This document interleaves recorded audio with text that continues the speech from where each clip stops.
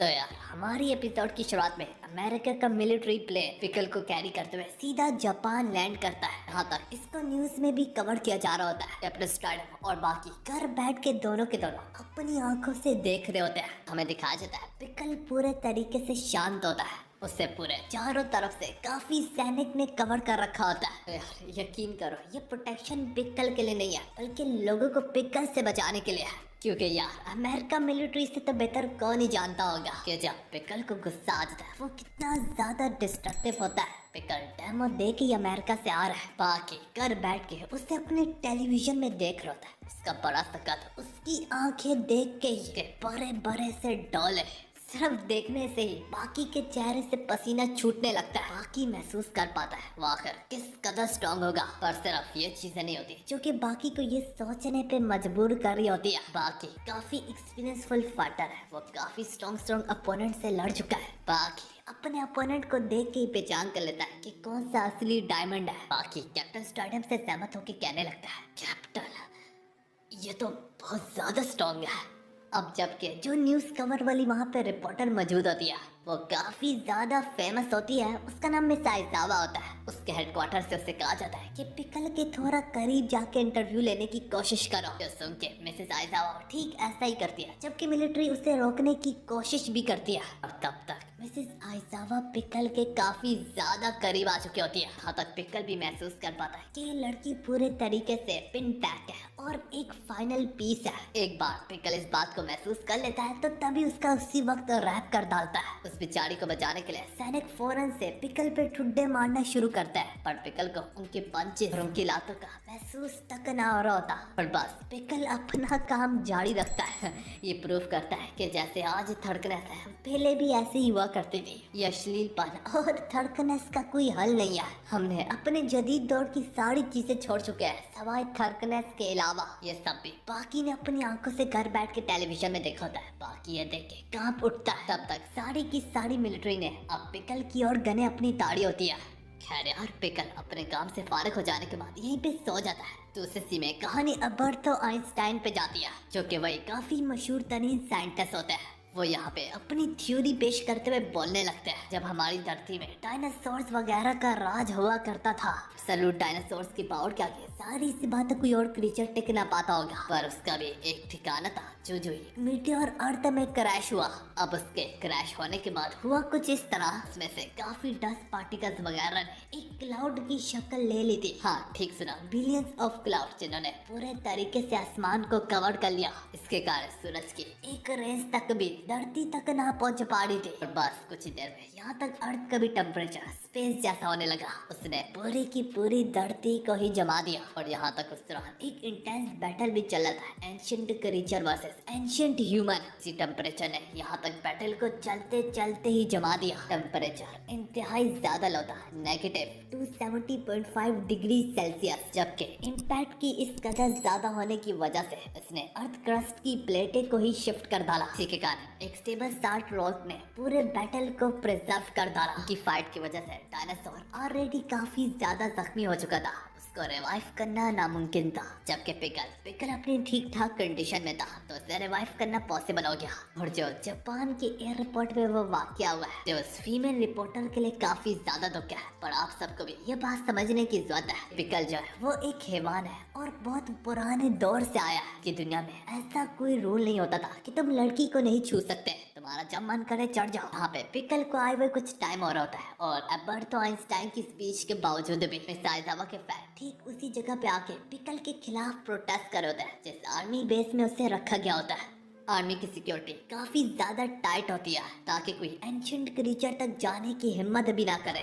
तभी वहाँ पे एक ऐसा शख्स आता है जो कि इंसानों से कई गुना ज्यादा बढ़ के था। हाँ ठीक समझे, दुनिया का सबसे स्ट्रॉन्गेस्ट क्रीचर यूजिरो हानमा। और यार हम सबको यूजिरो हानमा का स्टाइल पता है, वो फ्रंट गेट से जाता है। यूजिरो हानमा यहाँ पे आते सारी बोलने लगता है, मुझे पता है पिकल का ठिकाना यहीं पे है, मेरा रास्ता छोड़ो। तो उसी और हम रेड्सू को भी देखते हैं जो कि चुपके से इस बेस में स्नीक करने की कोशिश कर रहा होता है। कहानी पिकल पे जाती है जहाँ पे उसे आइसोलेट करके रखा गया होता है और उसे खुश करने के लिए यहाँ तक एक प्लास्टिक का ड्रैगन भी उन्होंने क्रिएट किया होता है। अरे वाह, जरूर 200 मिलियन साल पुराना ह्यूमन है, लेकिन पागल नहीं है वो। यहाँ तक अमेरिका का अपना सोल्जर भी बोलने लगता है ये क्या बुलशिट इन्होंने बनाई है। और सोचो इसे बनाने में 1 महीना भी बर्बाद किया। दरख्त के अंदर उसके लिए केफ, टायर और मैगजीन वाला क्यों रखी है, ऊपर से फिश टैंक के साथ ही साथ प्लास्टिक का डायनासोर।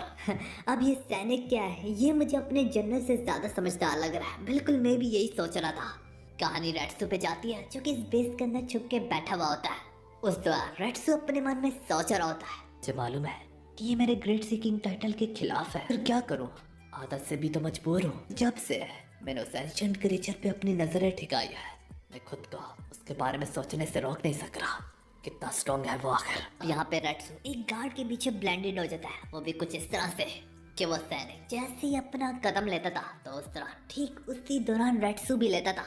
टाइमिंग ना कि आगे का फर्क था और ना कि पीछे का, बिल्कुल एग्जैक्ट टाइमिंग। यहाँ तक अपनी प्रेजेंस को पूरे तरीके से छुपाने के लिए रेड्सू अपनी सांस का पैटर्न भी उसके साथ मैच कर लेता है। कहानी एक बार फिर से यूजिरो हानमा पे जाती है। वहाँ पे उन सैनिक को थोड़ी देर में अंदाजा हो जाता है कि यूजिरो हानमा किस कदर स्ट्रॉन्ग है। सारे के सारे सैनिक अपनी जान बचाने के चक्कर में आपस में ही लड़ना शुरू कर डालते हैं। वो लोग एक दूसरे को इस्तेमाल होते हैं कि उनका खून से कचूमर निकल आता है। टेस्ट करने वालों को भी समझ में नहीं आ रही होती क्या कर चल क्या रहा है। इसी दौरान यूजिरो हानमा बेस के अंदर घुसने से पहले उन्हें रुकने के लिए कहता है। यहाँ पे हमें मालूम पड़ता है वो लोग इसलिए ये सब कुछ कर रहे थे। वो लोग चाहे जरूर अगर यूजिरो हानमा से लड़ते हैं या फिर भागने की कोशिश करते हैं तो इनका हाल जो अभी आपस से एक दूसरे की वजह से हुआ है इससे भी कई गुना ज्यादा बदतर होता और फिर आखिर में मौत इनका इंतजार करते। यही बात उन सैनिक्स को पता चल गए होते हैं जिस वजह से वो आपस में ही लड़ने लगे थे अपने आप को बचाने के चक्कर में। यही देख के यूजिरो हानमा उन्हें बोलने लगता है तुम लोग समझदार हो और इसी समझदारी के तौर के इनाम के लिए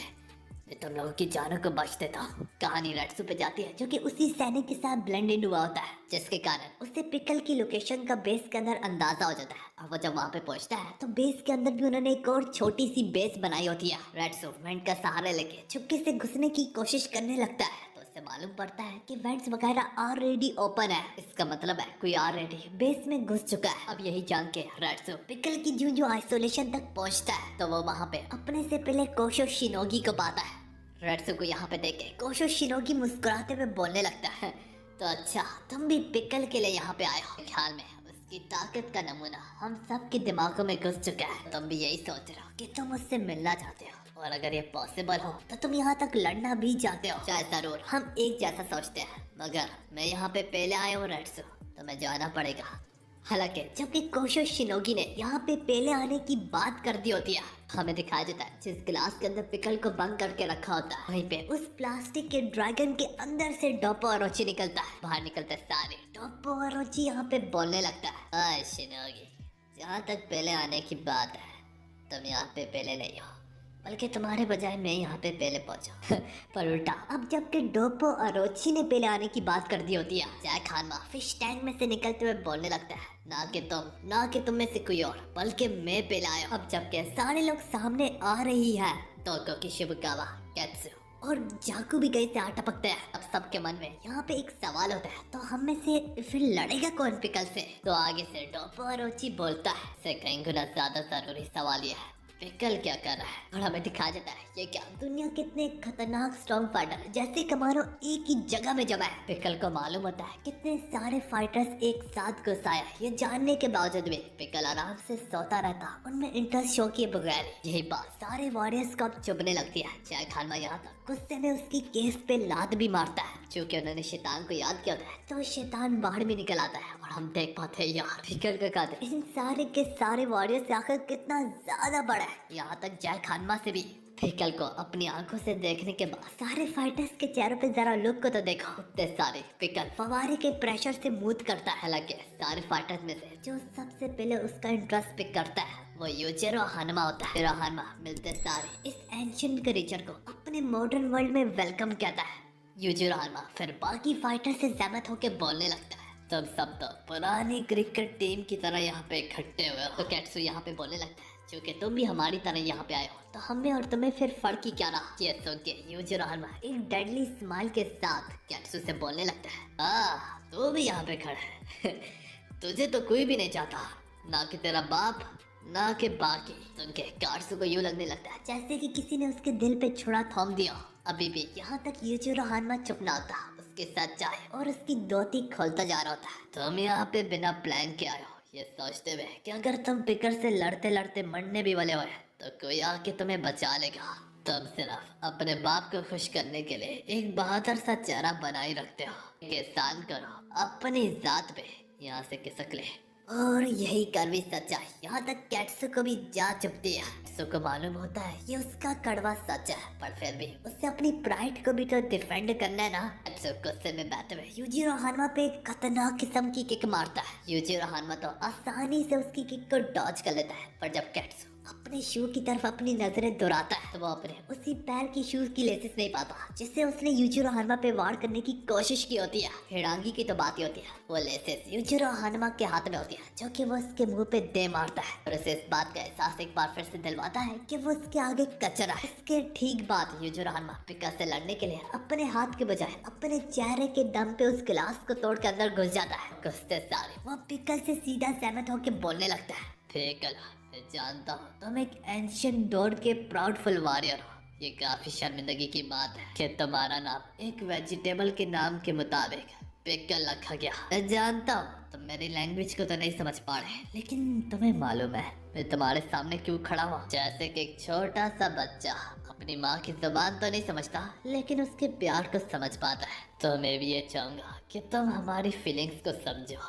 हम नो वॉरियर्स यहाँ पे इकट्ठे हुए तुमसे लड़ने के लिए। हमारे दिल में तुम्हारे लिए काफी बड़ी रिस्पेक्ट है, तभी तो हम यहाँ पे लड़ने आए हैं। माय भी इंसानियत के उस इतिहास से जहाँ पे दुनिया के सबसे खतरनाक क्रीचर्स पाए जाते थे, वो भी सिर्फ अपना पेट भरने के लिए। अगर तुम चाहते तो तुम छोटे क्रीचर्स का भी शिकार कर सकते थे, लेकिन नहीं, तुम्हारी प्राइड तो तुम्हें इजाजत ही नहीं देती थी अपने से छोटे को शिकार करने की। सब कहते हुए यूजिरो हानमा उसके सामने अपना फिस्ट रखता है और ये चीज पिकल भी समझ जाता है कि वो क्या करने की कोशिश कर रहा है। पिकल भी वक्त गवाए बगैर अपना फिस्ट यूजिरो के फिस्ट के खिलाफ लड़वाने लगता है। पिकल को कुछ यूँ मालूम हो रहा होता है कि जैसे कि वो टी-रेक्स के खिलाफ ही लड़ रहा है। जिस फीलिंग को महसूस करने के बाद पिकल के चेहरे की स्माइल रुकती ही ना। यार जहाँ तक फिजिकल पावर की ही बात है, देख पाते हैं यहाँ पे पिकल नहीं बल्कि यूजिरो हानमा स्ट्रगल कर रहा होता है। यहाँ तक एक वक्त आता है पिकल तो यूजिरो हानमा को पीछे धकेलना भी शुरू कर देता है। इसी बीच में यूजिरो हानमा मजबूरन अपनी टेक्निक का इस्तेमाल करता है पिकल को पटकने के लिए। यहाँ तक ऐसा करने के बावजूद भी यूजिरो हानमा पीछे गिलास में जा बचता है। इसका मतलब है फिजिक के मामले में पिकल को ज्यादा ही स्ट्रॉन्ग है। तब यार पिकल जिस खूबसूरती से खड़ा होने लगता है, सारे के सारे वाले इंक्लूडिंग यूजिरो हानमा भी उसकी फिजिक से जेलस होने लगता है, क्योंकि मॉडर्न टेक्नोलॉजी की वजह से इंसान का जिस्म काफी ज्यादा वीक पड़ चुका है और यहाँ तक कुछ ऐसी एबिलिटीज भी है उसके जिस्म में जो उनके पास नहीं है। अरे यार तभी बाहर काफी ज्यादा आर्मी जमा हो जाती है और वो यूजिरो हानमा को बाहर आने के लिए कहते हैं। आने के बाद वो लोग यूजिरो हानमा से मिन्नत समाजत करने लगते हैं, मिन्नतें करने लगते हैं कि प्लीज यार पिकल एक एंशिएंट क्रीचर है, उसे नुकसान मत पहुंचाइएगा। मैं बता दूं जो हायर रैंक्स वाले होते हैं उन्हें ही मालूम होता है कि यूजिरो हानमा कितना ज्यादा स्ट्रॉन्ग है। उसे यूं मिन्नत समाजत करता देख के और रिस्पेक्ट शो करता देख के यूजिरो हानमा यहाँ से जाने का डिसाइड कर लेता है। पर एक शर्त पे वो कहता है मैं तो यहाँ से चला जाऊंगा, पर तुम लोग जो पीछे बाकी वॉरियर्स हैं उनको गिरफ्तार मत करना, क्योंकि वो लोग भी बस क्यूरियोसिटी के कारण इस वॉरियर को देखने आए थे मेरी तरह। वो कैप्टन फौरन से यूजिरो हानमा की कंडीशन पे एग्री करता है और बाकी वॉरियर्स को भी गिरफ्तार किए बिना उनके घरों तक छोड़ा जा रहा होता है। सारे वॉरियर्स को तो यहाँ से ले गए होते हैं, लेकिन गाया नाम का वॉरियर जो कि कैमोफ्लेज हुआ होता है पिकल के ट्री के साथ, गायल यहाँ से चला जाता है। इसी के साथ हमारी ये वाली एपिसोड यहाँ पे खत्म होती है।